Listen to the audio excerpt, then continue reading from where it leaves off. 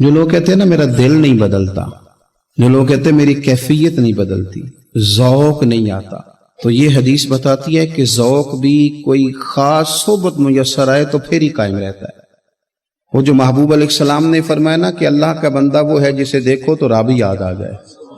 خاص لوگ ہوتے ہیں جن کی صحبت میں بیٹھنے سے انسان کا دل اللہ سے جڑتا ہے، رسول اللہ صلی اللہ علیہ وسلم سے جڑتا ہے، دین پر عمل کرنے کو طبیعت چاہتی۔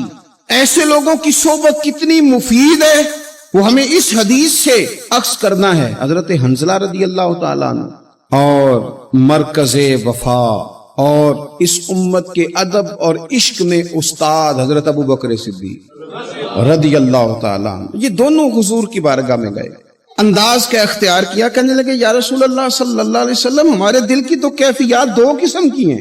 حضور جب ہم آپ کے پاس ہوتے ہیں نا، جنت اور دوزخ کا ذکر سنتے ہیں، ہمیں یوں لگتا ہے جنت اور دوزخ ہماری آنکھوں کے سامنے، دل کے اندر فوراً جذبات ابھر آتے ہیں کہ اب ہر خیر کا کام کرنا، اب جنت ہی کی طرف مائل ہونا ہے۔ ہماری قلبی کیفیات، ہماری باطنی کیفیت بدل جاتی، نور نالا نور ہو جاتا ہے سارا کچھ۔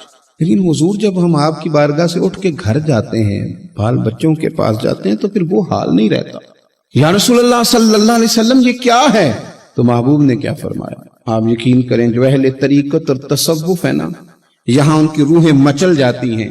حضور فرمانے لگے حالت ایک طرح کی نہیں رہتی، ہاں اگر تمہاری وہی حالت رہے جو تمہاری میرے پاس ہوتی ہے، اگر کیفیت باطنیہ وہی رہے جو میری بارگاہ میں ہوتی ہے، تو فرمایا تم بستروں میں موجود ہو اور فرشتے آ کے تم سے سلام کریں، تم ابھی رستوں میں ہو اور فرشتے تم سے ملاقات کریں، اگر تمہاری کیفیت وہ بن جائے جو یہاں ہوتی ہے، اگر تم اسی پر جم جاؤ وہی حالت ہو جائے، تو پھر تو فرشتے گویا آئیں تمہاری زیارت کے لیے، تمہاری ملاقات کے لیے فرشتے آئیں۔